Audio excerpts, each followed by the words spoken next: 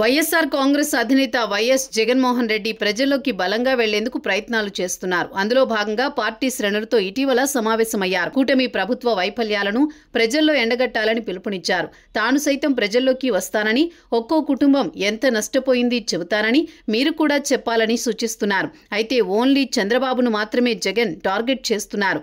చంద్రబాబు సర్కార్ మాత్రమే ప్రజలను మోసం చేసిందని చెబుతున్నారు. ఎక్కడా పవన్ కళ్యాణ్ ప్రస్తావన తీసుకురావడం లేదు. ఆయన పేరును కూడా సంబోధించడం లేదు. దీంతో పవన్ విషయంలో జగన్ వ్యూహం మార్చినట్టు స్పష్టమవుతోంది. ఎన్నికలకు ముందు జరిగిన పరిణామాలను గుణపాఠాలుగా మార్చుకుని ఈ నిర్ణయానికి వచ్చినట్టు తెలుస్తోంది. ప్రస్తుతం తెలుగుదేశం పార్టీ శ్రేణులు జగన్మోహన్ రెడ్డిని టార్గెట్ చేసుకున్నాయి. జనసేనతో పాటు బీజేపీ ప్రేక్షక పాత్ర పోషిస్తున్నాయి. జగన్మోహన్ రెడ్డి దీనిని గుర్తించి వ్యూహం మార్చినట్టు తెలుస్తోంది. టీడీపీతో పాటు చంద్రబాబును మాత్రమే టార్గెట్ చేస్తే మిగతా రెండు రాజకీయ పార్టీలు పూర్తిగా డిఫెన్స్లో పడతాయని ఒక అంచనాకు వచ్చినట్టు సమాచారం. అయితే ఎన్నికలకు ముందు జరిగిన పరిణామాలను గుర్తు చేస్తున్నారు జగన్. మేనిఫెస్టో విషయంలో తమకు సంబంధం లేనట్టు బీజేపీ వ్యవహరించింది. అందుకే ఆ పార్టీని పట్టించుకోవడం అనవసరమన్న రీతిలో జగన్ ఉన్నారు. పైగా కేంద్రంలో అధికారంలో ఉన్న పార్టీ కావడంతో ఆ పార్టీ జోలికి వెళ్లకపోవడమే ఉత్తమమని భావిస్తున్నారు.